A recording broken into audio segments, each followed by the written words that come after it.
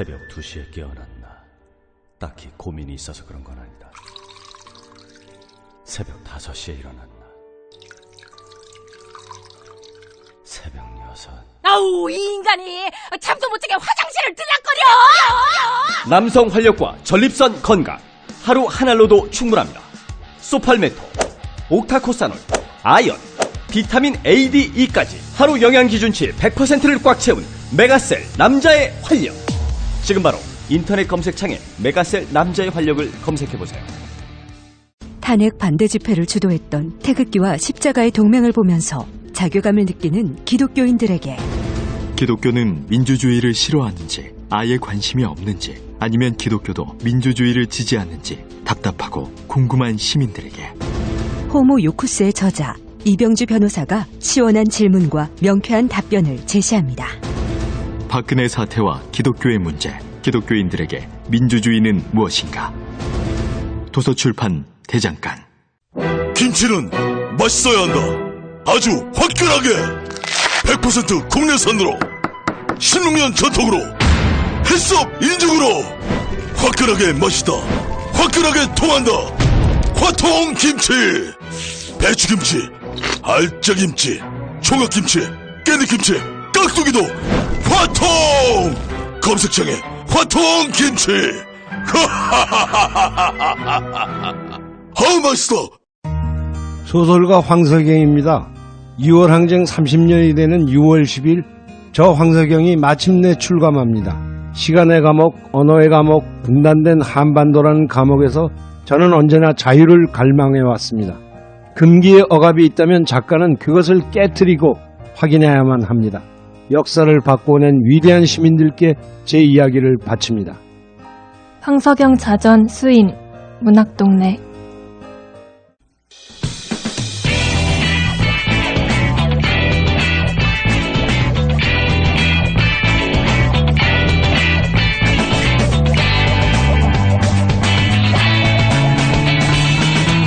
김어준의 뉴스공장.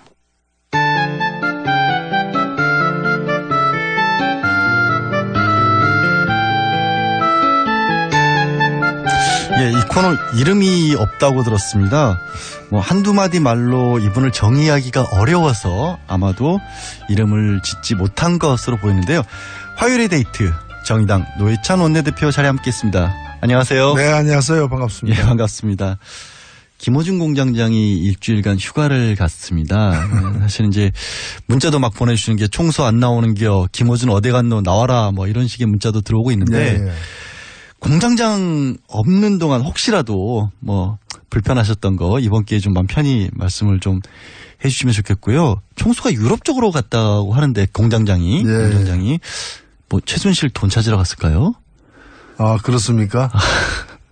공장장 지금 없기 때문에 제가 이제 솔직하게 말씀드리면 제가 그 공장장을 처음 본 게 한 거의 20년 다 돼 가거든요. 15년 전인가 그 딴지일보 처음 만들고 할 때 홍대 앞에서 길거리에서 이렇게 만났는데 그때에 비해서 용모가 많이 이렇게 개선됐어요.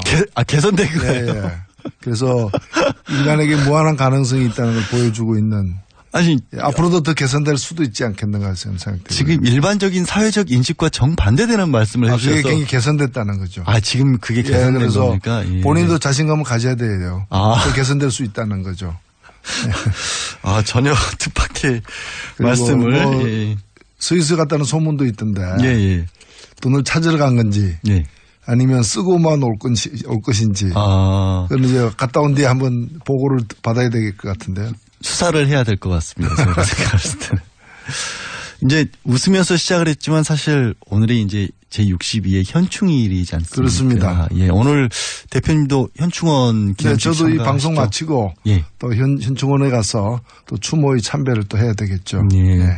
사실 지난 뭐 박근혜 정권에서도 그랬었고 이제 보수 정권에서 안보를 굉장히 강조를 많이 하면서도 방산비리라든가 이런 끊임없는 안보 장사도 끊이질 않았거든요. 어떻게 보면 현충일의 정신에 가장 반하는 일들도 많이 벌어졌다라고 생각이 되는데 그 부분에 대해서 혹시 해주실 말씀 있을까요? 이 뭐 상징적으로 보자면은 이 오늘이 이 나라를 위해서 희생하신 분들을 추념하는 날이지 않습니까?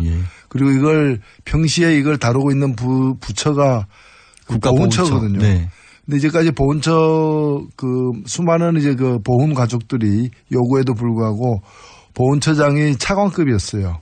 예. 지금 이번 정부 들어와 가지고 정부 조직법을 지금 개편하고 있는데 그 어제 개정안에 대한 보고를 받았습니다만은 이번에 보훈처장을 장관급으로 격상하는 내용이 들어 있어서 예. 물론 그것이 다는 아니겠습니다만은 이 보훈 문제를 또는 나라를 위해서 희생한 분들에 대한 우리 국민적 예우를 어떻게 다루느냐 하나의 어떤 시금석이 되지 않을까 저는 예. 그렇게 생각을 하고 있습니다. 예. 사실 이제 현충일이기도 하고 사실 국민들은 보면 저도 이제 국립묘지를 가고 그럴 때 보면 묘비들 보면 항상 가슴이 먹먹해지고 그렇거든요. 네. 근데 국민들은 이렇게 나라를 위해서 열심히 희생을 했는데 정작 높은 분들이 그런 자세가 있느냐. 이번에 사드 보고 누락이 있었지 않습니까? 네. 청와대에서 어제 발표하기로는 국방부 국방정책실장이 뭐 그렇게 보고를 누락했다. 그래서 일단은 직무 배제 이렇게 하는 건데 이 보고 누락 경위 같은 것들이 미국하고 비공개 합의를 있었기 때문에 그랬다라는 거 이것 자체가 굉장히 석연치가 않아요.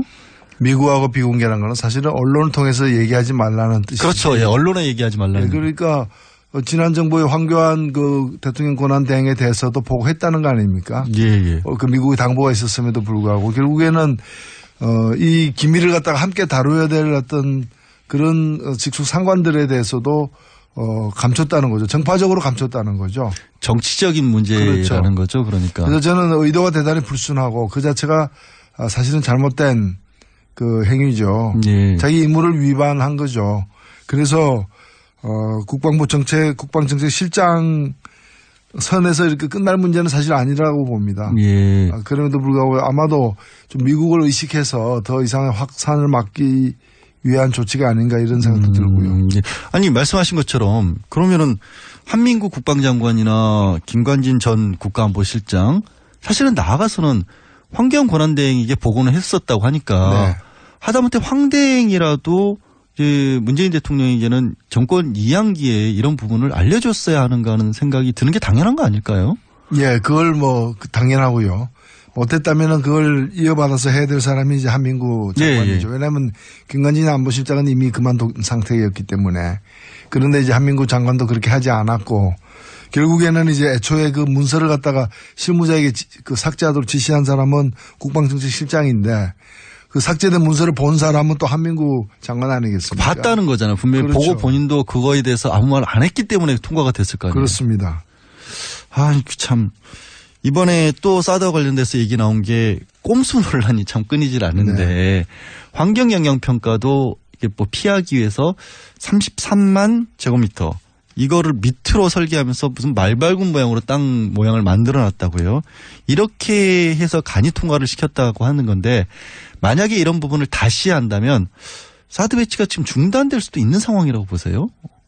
어떻게 봐야 될까요? 예, 뭐 사드 배치를 매일매일 해 뭐 꼭 한다기보다는 일정한 이미 그 발사대 2대가 현지에 배치돼 있고 레이더는 그 현재 지금 가 있는 것이고 나머지 4개의 발사대가 지금 배치가 안 된 상태이고 부지는 사실은 확정은 됐지만 조성은 안 돼 있는 예. 그런 상태입니다. 그렇기 때문에 여러 가지 앞으로의 어떤 그 공사가 필요한데 이런 걸 하기 전에 즉 배치를 실질적으로 이렇게 하기 전에 완료하기 전에 환경영향 평가를 해야 되고 그거는 전체 부지된 평가여야지. 70만 평방미터는 그렇죠. 넘죠 사실은. 그걸 갖다가 이렇게 용이하게 타고 넘기 위해 가지고 잘라가지고 한다거나 이런 식으로 눈속임을 갖다 해서는 안 된다고 생각됩니다. 제대로 해야 된다고 봅니다. 일단 제대로 한다면은 그 뒤엔 필요성은 다시 별개의 문제라는 말씀으로 제가 이해를 할 것 같고요. 방위비 분담금을 사드 비용으로 또 쓴다라는 얘기까지도 나오고 있습니다. 그러니까 한미 상호 방위 조약에 의해서 방위비 분담금이 있고 미국이 쓸 수 있는 우리가 내는 돈을 미국이 쓸 수 있는데 그 돈을 다시 사드 비용으로 전용할 수 있다라는 얘기가 일부 언론에서도 보도를 했단 말이에요. 이렇게 되면은 결국에는 우리가 사드 비용을 사실상 부담하는 게 아니냐라는 그런 생각까지 할 수밖에 없는 상황이 됐는데 이게 지금 적절한 상황이라고 보세요? 아니면 이게 계속해서 미국이 이걸 핑계로 해서 뭐 비용을 올릴 그런 뭐 이 문제 아니더라도 방위비 분담금을 갖다가 올리려고 하는 그런 트럼프 정부의 여러 가지 시도가 이렇게 확인이 된 바가 있습니다. 예. 근데 우리가 지금 다른 나라들에 비해서 예를 들면 미군이 주둔하고 있는 독일이나 일본에 비해서 방위비 분담금을 적게 내는 게 아니에요. 그렇죠, 사실은. 특히 GDP 대비해가지고 제일 많이 내고 있고요. 아니 땅값만 해도 얼마인데요? 예, 그리고 사실 우리는 지금 토지가 공유되고 있는 데 대해서는 그 비용을 안 받고 있습니다. 안 받고 있죠. 다른 나라들은 그 비용을 내기도 하거든요. 예. 뭐 그런 점에서 공짜로 땅 쓰게 하는 것까지도 다 비용으로 환산을 해서 사실은 해버리면은 지금도 많이 부담을 하고 있고 거의 한 20년 사이 지금 15년 사이에 우리가 내고 있는 지출하고 있는 방위비가 그 방위비 분담금이 2배로 늘었어요. 그렇게 계산하면 솔직히 우리가 뭐 15년 사이에 월급이 2배로 는 사람이 있습니까? 그거 생각하면 많이 지금 부담하고 있기 때문에 예. 신중해야 된다고 봅니다. 예. 예, 알겠습니다. 사드 관련 문제는 여기까지 좀 마무리를 하고요. 국회 상황을 짚어봐야 될 것 같아요. 현재 내일부터 이제 정말로 국회가 뜨거워질 것 같은 게 당장 김상조 공정거래위원장 후보자 인사청문 보고서 채택을 앞두고 있지 않습니까? 네네. 일단은 정의당 내부에서 김 후보자에 대해서는 어떻게 평가를 하고 있습니까? 예, 저희들은 뭐 누구라도 공정하게 정말 객관적으로 검증을 해야 된다고 봅니다. 그런데 김상조 공정거래위원장에 대해서는 굉장히 많은 어떤 의혹이 있는 양 제기가 되었습니다. 예. 그래서 저희들도 그걸 하나하나 낱낱이 이렇게 세부적으로 들여다봤는데 사실 공직 후보자로서 이렇게 그 청문회에 올라서는 사람들 중에서는 꽤 좀 상위급이 아닌가. 상위급이다. 예. 그래서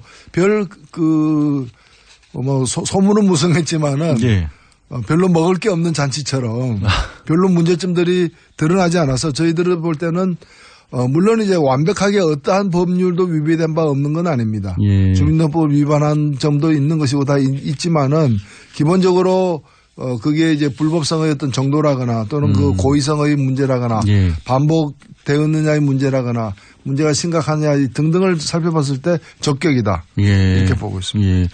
그런데도 불구하고 일단 자유한국당 같은 경우에는 자유한국당에서는 이거를 국회 일정 거부까지 하겠다, 보이콧 하겠다, 일방적으로 만약에 강행을 할 경우에는 이런 식으로까지 나오고 있어요. 자유한국당의 이런 대응에 대해서는 어떻게 평가를 하실 수 있어요? 예, 뭐 자유한국당이 자기들의 생각을 갖는 거야 누가 뭐라고는 할 수 없을 텐데 예. 문제는 뭔가면은 국회가 자유한국당만으로 구성된 게 아니잖아요. 그거야 그렇죠. 제일 야당이니까 어찌됐든. 제일 야당이지만은 지금 국회의 의석의 3분의 1만 차지하고 있을 따름이고 나머지 3분의 2를 차지하고 있는 4당의 경우에 찬성하는 당도 있고 좀 반대하는 당도 있지만은 일단은 청문회를 열어가지고 통과는 시키자라는 데 대해서는 이의가 없거든요. 그러면 3분의 2가 자기하고 견해가 다르다고 해가지고 3분의 1을 견해를 가지고 있는 쪽이 국회를 보이콧한다? 만약 자기하고 견해가 같으면 나머지 부분들이 할 거 아니에요. 예. 그럼 다를 때는 안 할 거면 어느 경우든 3분의 1의 견해가 우선적으로 반영돼야 된다는 얘기인데 이런 억지가 세상에 어디 있습니까? 그럼 작년에 우리 국민들이 그 총선을 왜 했습니까? 예. 국민들이 총선해가지고 그 당을 3분의 1로 만들어 놓은 거거든요. 예. 그렇기 때문에 국민들 뜻에 따라야 되는 거죠. 예, 그렇죠. 사실 그런데 이낙연 지사 인준할 때는 아예 또 국회 들어가지도 않았었고 그러다 보니까 이런 얘기가 나오는 게 사실 더불어민주당 추미애 대표는 이제 자유한국당이 이른바 김상조 때리기를 하는 게 뒤에 재벌이 있는 게 아니냐 이런 얘기가 나돈다는 그런 것까지도 언급을 했어요. 물론 이제 자유한국당은 뭐 이게 명예훼손이다라고 맞서고 있고 이런 식으로 만약에 정말로 재벌을 비호하기 위해서 이게 공정거래위원장 후보를 때리는 게 이게 가능한 상황입니까? 국회가 자유한국당이? 이 김상조 후보자에 대해서 제기되는 의혹들이 실제로 다른 공직 후보자들에 비해서도 굉장히 이제 좀 작은 의혹들인데 이걸 갖다가 굉장히 크고 강하게 이렇게 소문난 잔치처럼 이걸 몰아치는 것은 그 진짜 문제가 있어서라기보다는 문제 있는 것처럼 만들어서 낭만시키거나 아니면 앞으로 공정거래위원장으로서의 그 활동을 갖다가 제대로 못하게끔 상체기를 많이 내자라는 그런 의도가 있는 게 아니냐는 의혹이 있는데 저는 그 의혹이 근거가 없다고 생각지 않습니다. 왜냐면은 우리가 다 잘 알고 있는 것처럼 자유한국당에게 재벌은 오랜 고객 아닙니까? 그리고 주요 고객 아닙니까? 예. 그리고 또 이 두 집단이 예. 하나의 경제 권력이고 하나는 정치 권력인데 예. 오랫동안 협치를 해온 거 아니에요? 아. 예. 이 자유한국당 이 협치를 우리가 좀 학술용어로다가 정경유착이라고 부르는 거예요. 그게 그렇게 연결돼. 그리고 이 협치의 가장 잘못된 어떤 예. 그 사건이 바로 박근혜 국정농단이 뭡니까? 자유한국당. 예. 이라는 정치 권력과 새누리당이었을 그리고 때. 정경련이라는 그 재벌. 예. 당신은 물론 새누리당이었습니다만은 그의 어떤 잘못된 만남, 예. 부적절한 관계를 지속하다가 생긴 사고 아니에요. 예. 그렇기 때문에 저는 자유한국당이 분명히 알아야 될 그 자유한국당의 오랜 고객, 예. 그리고 협치 관계, 예. 그 내연의 관계인 정경련, 예. 그 정경련이 국민들에 의해서 지금 해산 요구를 당하고 있거든요. 예. 그런 마당에 이제 이 오랜 고객과의 관계를 끊어야 됩니다. 이 관계를 끊지 않는다면은 예. 자유한국당도 정경련과 함께 해산당할 것이다. 예. 협치가 여소야대 전국에 필요한 게 아니라 자유한국당과 지금 정경련이 재벌들이 해오고 있습니다. 그러니까 국회를 이루고 있는 다른 정당들과 협치해야 되는데 자꾸 이제 정경련하고 협치하고 있는 거죠. 오늘 크게 한 수 배웠습니다. 지금 근데 이런 분위기에서 사실은 이제 정의당의 지금 정의당 같은 경우는 어쨌든 더불어민주당과 많이 뭐 그 결을 같이 하는 부분이 많이 나오고 있는데. 저희들은 그런 게 아니고요. 더불어민주당과 결을 같이 하는 게 아니라 예. 국민의 상식과 결을 함께 하고 예, 역시 노회찬 의원이십니다. 근데 이제 제가 여쭤보려겠던 게 왜 이런 말씀을 꺼냈냐면 그런데 자유당 어쨌든 정의당과 민주당이 있는데 캐스팅 보트를 결국 쥐게 된 게 양쪽에 이제 바른정당과 자유한국당이 있다 보니까 국민의당이란 말이에요. 근데 국민의당이 바깥에 공식적으로 내놓는 의견과 또 내부에 예를 들면 박지원 전 대표라든가 이런 분들의 목소리가 달라요. 이거는 어떻게 가야 될까요? 국민의당은. 예, 저는 뭐 이번에 김상조 공정거래위원장 내정자에 대해서는 박지원 전 대표나 김성식 그 정책위 의장 이런 분들이 좀 국민들의 상식을 좀 반영하는 발언을 하고 계신 걸로 알고 있고요. 그분들이 상식이라는 거. 예, 그리고 아직 이게 확정이 된 게 아니죠. 내일 그 의원총회를 다시 열어서 최종 결정하겠다고 하니까 제가 볼 땐 뭐 큰 문제가 없으리라. 오히려 국민의당도 통과를 시키리라는 쪽에 더 무게를 두고 계신 거네요, 그러면? 예, 뭐 국민의 당이니까. 그렇죠. 국민의당이라는 이름이 참 그러고 잘 지은 이름이에요. 국민의 뜻을 제대로 받들기 무거운 이름이죠. 무거운 이름이죠. 예, 그렇습니다. 무거운 이름이죠. 굉장히. 알겠습니다. 만약에요. 지금 사실은 공정거래위원장 같은 경우에는 국회에서 인준 안 해도 청와대가 마음을 먹으면 임명할 수 있는 자리 아니겠습니까? 문재인 대통령 어떤 선택을 할까요? 만약에 반대를 하더라도 혹시 이런 기조에서도 강행을 하실까요? 아니면은 뭐 조금 마음을 잘리 먹거나 그렇게 나가실까요? 가야죠. 가야 된다. 예. 철로 위에 뭐가 있다고 해서 기차가 멈추지는 않습니다. 아니 그거 굉장히 무서운 얘기처럼도 들리는데요. 아니 이 경우에는 그냥 가야 되는 거고요. 예. 지금 제가 볼 땐 자유한국당도 과거에 자기들도 그랬지만 이번 경우에 그 임명을 할 거라는 걸 알고 있어요. 다만 특히나 이제 공정거래위원장이고 재벌을 단속하는 부분이니까 여기 좀 여러 가지 이제 좀 오물을 투척하고 싶은 그런 생각에서 지르고 있는 거죠. 예, 제가 인터뷰를 사실 처음 해봐서 막상 들을 때보다도 직접 들으니까 더 참 세네요. 아니요, 저는 사회 구사하는 단어가 몇 개 안 되다 보니까 생활적 용어가 많습니다. 알겠습니다. 내일요, 이제 사실 다른 분들도 청문회가 계속 이루어지지 않습니까? 뭐 김희수 헌법재판소장 후보자, 김동연 경제부총리, 또 강경화 외교부 장관 후보자 이런 분들 인사청문회가 내일부터 줄줄이 열리는데 특히 강경화 후보자 같은 경우에 많이들 지적들을 하는 것 같아요. 일부 언론이라든가 아니면 특히 뭐 자유한국당에서도 그렇고 바른정당이나 국민의당도 마찬가지고 강경화 후보자에 대한 전망은 어떻게 혹시 보고 계세요? 제가 볼 때는요. 앞으로 이제 장관들이 지금 겨우 실제 국무위원은 몇 사람 내정 안 되지 않았습니까? 예. 이제 뭐 정치인들 몇 분이 계시고요. 제가 볼 때는 수가 적어서 그렇지 수가 앞으로 더 이게 청문회 대상인 분들이 더 많이 발표가 되면은 좀 다양한 어떤 문제 제기들이 이루어질 거예요.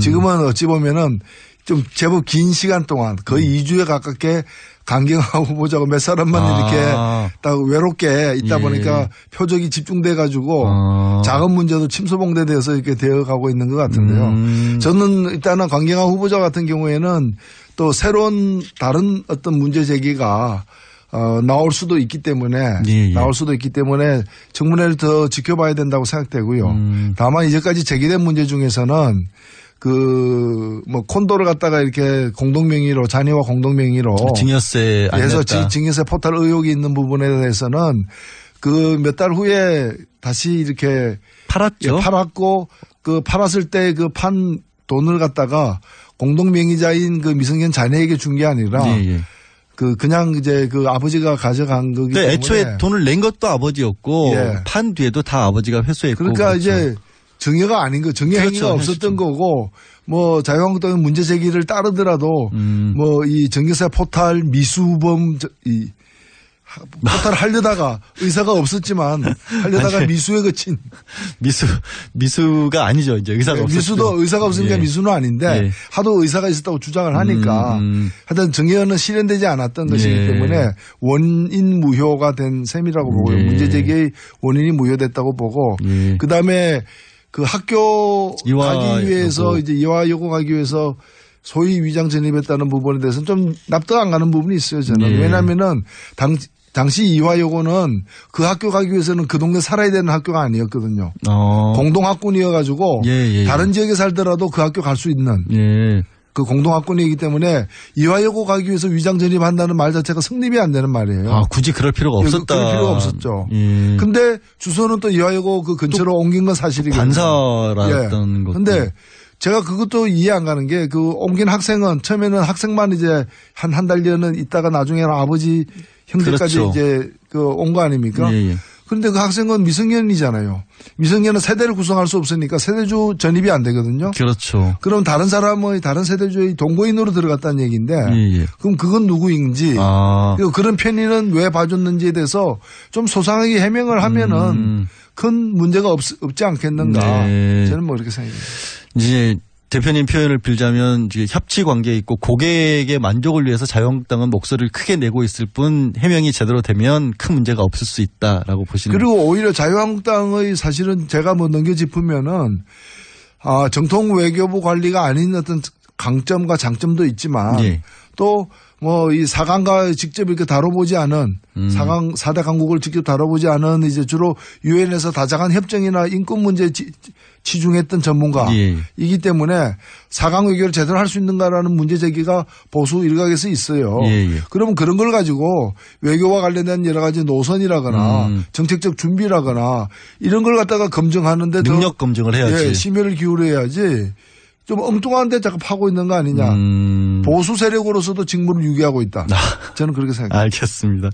지금 또 어제 이제 문재인 정부가 계속해서 강조해 왔던 일자리 관련돼서 그러니까 내일 추가 경정 예산안 11조 2천억 원 가량을 국회에 제출하겠다고 밝혔습니다.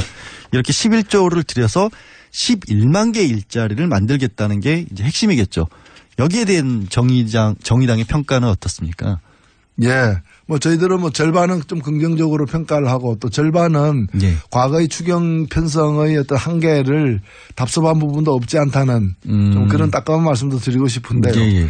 우선 일자리 중심으로 이렇게 추경을 편성한 것은 굉장히 높게 평가할 만하다고 보고요. 두 번째는 뭔가면은 새로운 어떤 재원을 갖다가 국민의 이제 채권을 발행한다거나 해서 국민의 어떤 재정적 부담을 늘리면서 그걸 재원으로 추경을 편성한 게 아니라 남는 돈. 기존 세수가 많이 있다. 세수가 늘어난 것 등을 가지고서 그 한계 내에서 이제 편성했다는 점에서는 평가할 만하다. 이렇게 생각이 되고요.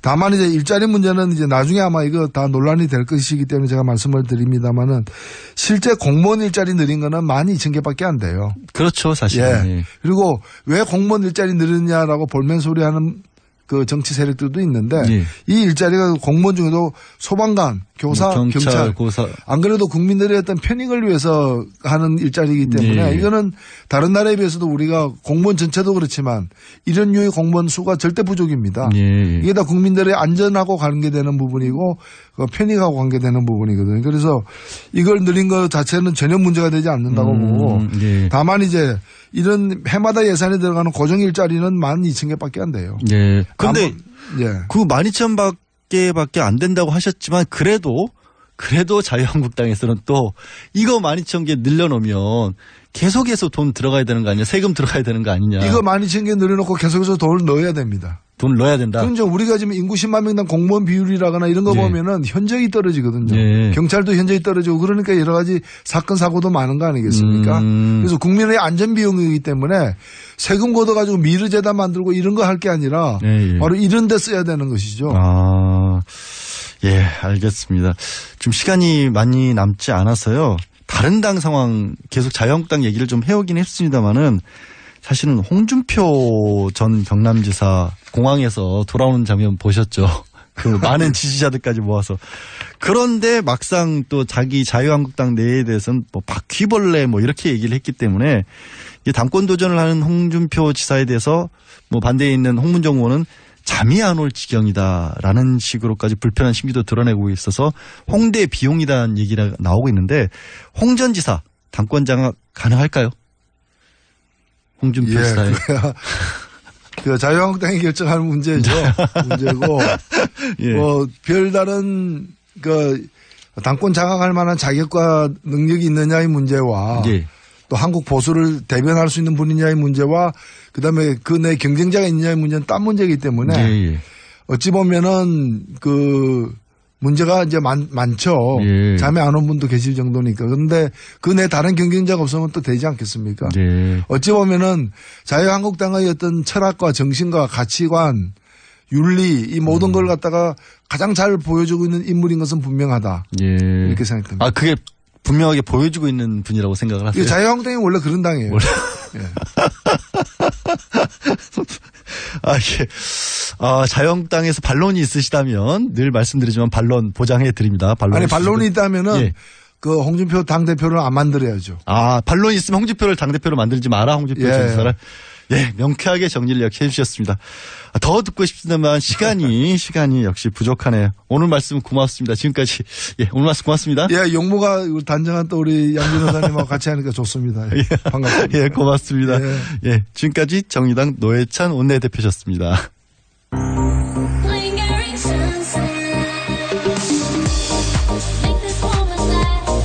바가지 바이펙스 사틴의 신곡 링거링 선셋. DJ Korea Records. 안녕하세요. 윤상입니다. 제가 사랑하는 피아니스트 김광민 씨가 6월 24일, 25일 LG 아트센터에서 단독 공연을 엽니다. 따뜻한 체온을 담아 선사하는 특별한 무대에 여러분들을 초대합니다. 아, 또 떨어졌어. 너 또 입사 시험 봤어? 아니, 차량용 핸드폰 거치대 말이야. 여러 개 사봤는데 실패의 연속이야. 떨어지고 시야 가리고 운전석에서도 멀고 뭐 좋은 거 없을까? 싼 것만 찾으니까 그렇지. 제대로 된 거 하나 사서 편리하게 쓰는 게 더 낫지. 그런 게 있어? 그럼 있지. 1, 2, 3 할 때 2. 힘 세다 할 때 힘. 2, 힘. 2 힘? 2배로 힘이 세다는 건가? 네이버 검색창에 2 힘을 검색해보세요. 우리 주변에는 많은 슈퍼맨이 있습니다. 바로 공익 제보자입니다. 하지만 그들에게 세상은 따뜻하지 않았습니다. 조직을 저버린 배신자로 대했죠. 고맙다는 응원 한마디 듣지 못하고 어려움을 감내하고 있는 슈퍼맨들에게 이제 우리가 감사를 전해야 할 때입니다. 시민사회 지지 캠페인 어쩌다 슈퍼맨에 기부해주세요. 아름다운 재단.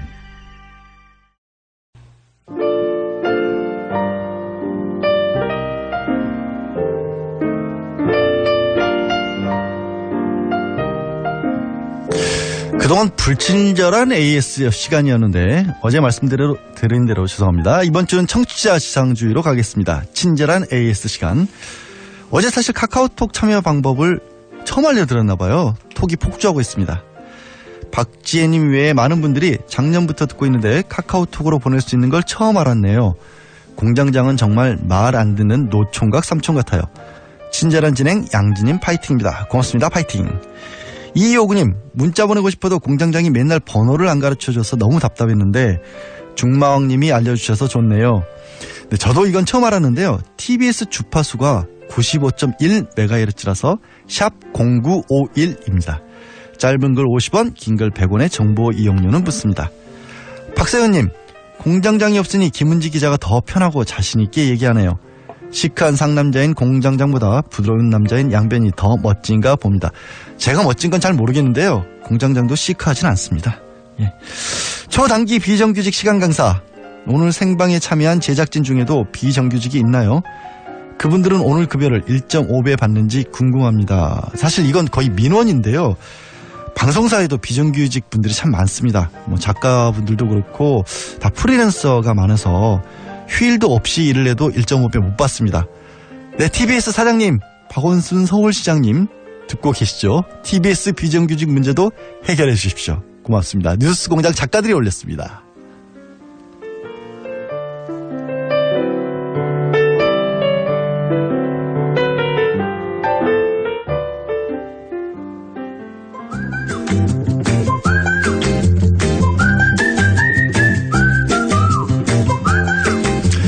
어려운 경제 이야기를 쉽게 풀어보는 시간입니다. 정태인의 경제는. 김호중 공장장은 늘 어렵다고 말하는 연구소인데요. 칼폴라니 사회경제연구소 정태인 소장님 나와주셨습니다. 안녕하세요. 반갑습니다. 네, 안녕하세요. 예, 오랜만에 뵙습니다. 네네네. 이게 급조한 질문을 작가들이 만들었습니다. 예. 노회찬 의원님에 이어서 소장님께도 여쭤봐달라는데 소장님은 김호중 공장장하고 언제 처음 만나셨는지 그리고 김호준의 첫인상은 어땠는지. 1999년인가 2000년에 만났을 거예요. 꽤 오래되셨네요. 예, 제가 그때는 MBC 미디어 비평에서 이제 보조 진행자 손석희 당시 아나운서와 같이 했었는데 그때 아마 김어준 총재가 당시에 이미 총재란 말을 쓰고 있었는데 건방지게. 아니 20년 전에 총재라 그랬어요? 예. 뭔가 이렇게 대한 미디어 같은 거를 모색하고 있었는데 이제 뭐 그렇게 성공하지 못한 그때 정말로 양평동인가 어디 영등포에 이 공장 같은 데다가 사무실을 만들어 놓고 있었는데 그때 뭐 이미 공장을 만들었었군요. 예, 만들기는. 무슨 삼국지를 뭘로 만들어서 뭐 파는 뭐 그런 상태죠. 굉장히 젊었을 때고. 삼국지요? 예, 삼국지를 게임은 아니었고 무슨 CD로 만들어서 뭐 파는 뭐 그런 일을 하고 있었죠. 아까 노회찬 의원은 충격적인 말씀을 하신 게 지금 외모가 굉장히 좋아진 거라는 얘기를 하셨는데 그때 외모는 어땠나요? 그때는 수염 안 길렀지. 그리고 좀 말랐었고. 그러면 수염을 안 기르고 마른 뭐 외모보다 저는 잘 모르겠어요. 그때가 나은지 지금이 나은지 뭐 다 비슷비슷하죠. 뭐 그때나 지금. 그렇죠. 달라봐야 얼마나 다르겠어요. 예.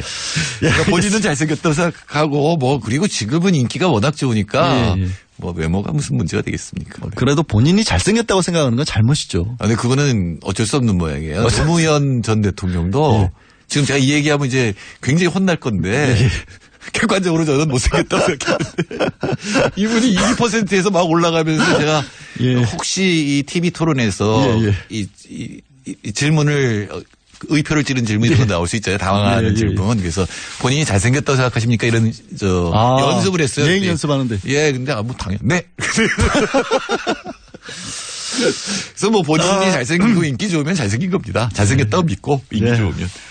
오늘 주제 얘기하는 게 낫겠습니다. 오늘 이야기해볼 주제가 뭐죠?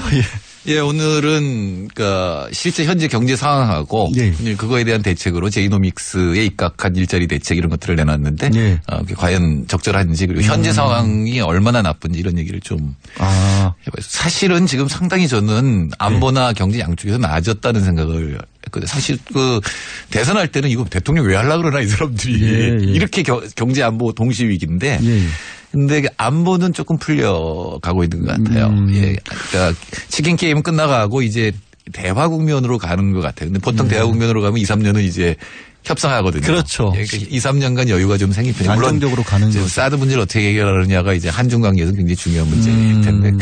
근데 또 하나는 경제도 제가 예측하기는 1%대까지 떨어지는 잘못한 마이너스라고 생각했는데 수출이 많이 늘었어요. 국제 경기가 좋아지고 있어서. 예, 전체적으로 이 OECD나 IMF 평가를 보면은 그동안도 회복세라 그랬는데 굉장히 여러 가지 조건을 많이 붙인 회복세였거든요. 항상 틀렸고 10년 동안. 이번에는 확실한 회복세고 특히 우리나라에 영향을 많이 미친 거는 반도체 가격이 급등을 했습니다. 반도체가 굉장히 큰 영향을 미치고 그러니까 이제 삼성전자에서 설비를 투자를 하거든요. 반도체 설비는 굉장히 고가의 설비이기 때문에 1분기에 우리나라 설비 투자가 한 5% 가까이 늘었어요. 4.6%. 보통 마이너스가 될 거라고 예측했는데 4.6%. 그리고 또 하나는 이건 좀 우려스러운 건데 건설 투자도 6.4% 늘어서 1분기에 1.1% 성장을 했고 이 속도로 간다면 뭐 4.4가 된다는 얘기니까. 그거는 청신호긴 한데 문제는 이제 경제 전체가 나아지는 것과 달리 어제 장하성 실장이 브리핑할 때 이제 소득 양극화는 재난에 가깝다 이런 말씀을 하셨거든요. 네. 정말로 지금 이제 경제 전반에 관한 경기 지표는 좋아지고 있다는 말씀이셨고 그런데 개별 소득자들이 느끼는 것은 너무 또 다른 상황이다라는 그런 건데. 그래서 장하성 실장 어제 발표해 보면 그러니까 1분위 소득 1분위라는 건 우리나라 전체를 가계를 열로 놨을 때 아래 2, 그러니까 20%의 소득이 9.8% 줄어들었다. 작년에. 그렇죠. 이 얘기를 하셨는데 제가 오늘 통계청 자료를 뒤집어 봤는데 실장이니까 로우 데이터를 봤겠죠. 전체적 분배가 악화됐습니다. 뭐 어분위 배율이든 진위 계수든 전부 악화됐는데 사실은 이명박 박근혜 정부 때 이 분배 지표가 개선이 됐었거든요. 그래요? 그래서 학자들이 이게 왜 이런가 봤더니 당시에 이제 자영업이 많이 늘어나고 그다음에 할아버지들이 일을 하기 시작했습니다. 과거 일 안 하던 분들이 고령화 시대가 되다 보니까 근데 또 경기도 나빠지니까 이제 일을 하는 게 있었고 40, 50대 주부들이 많이 이제 취업을 비정규직으로 취업을 해서 그때가 늘었는데 근데 그거는 살기가 어려워져서 일자리에 그래도 나섰던 이제 거잖아요. 하위에서 이제 취업을 하고 거기 소득이 늘어나니까 분배 지표가 개선이 됐는데 이번에 급작스럽게 나빠진 거는 자영업 자체가 문제가 되면서 자영업 고용원이 줄어들고 그다음 지금 구조조정하잖아요. 그러니까 대기업들이 이제 무너지니까 하청 기업들이 무너지면서 지금 이제 하위 20%가 9.8% 줄어드니까 전반적으로 소득이 나빠졌죠. 근데 더 문제는 우리나라는 상당히 자산 분배라든가 소득 분배가 이 평등한 나라였습니다. 60년대에는 뭐 세계에서 가장 평등한 나라였고 농지 분배를 사실 장하성 실장이 지난 과거에 했던 말씀들을 봐도 80년대까지만 해도 대기업 중기업의 소득 차이라든가 급여 차이 같은 것도 크지 않았고 그때는 한 80%요. 88년까지 1차 청과 대기업이 임금이 그러니까 대기업이 80% 정도였는데 지금은 거의 50%. 그러니까요. 그리고 90년대 중후반에 급격하게 그러니까 외환위기 이후에 급격하게 분배가 나빠져서 그러니까 세계에서 가장 평등한 나라에서 짧은 기간 동안 불과 20년 동안 세계에서 가장 불평등한 굉장히 나라가 불평등한 나라서 그래서 아마 모두 느끼실 거예요. 나이가 좀 드신 분들은 90년대 중반까지 뭔가 살만했는데 지금은 굉장히 살기 어려워졌고 특히 청년층은 아무리 봐도 위로 올라갈 사닥다리를 올라갈 이런 비전이 안 보이니까 이제 뭐 흑수저 금수저라든가 헬조선 얘기가 나오는 거죠. 이것이 빨리 시정하지 못하면 장하성 실장 말대로 구조적인 문제로 고착화가 되면 이제 그다음에 정말로 문제가 되거든요. 그래서 장하성 실장은 그런 부분을 이제 해법으로 제시를 한 게 이른바 소득 주도 성장. 이게 이제 과거 지난 정권에서는 기업이 잘 되면 아래도 잘 될 것이다 해서 낙수 효과를 얘기를 했는데 소득 주도 성장은 분수 효과, 밑에서부터 물을 끌어올리는 효과라고 그렇게 비유를 하시더라고요. 그렇죠.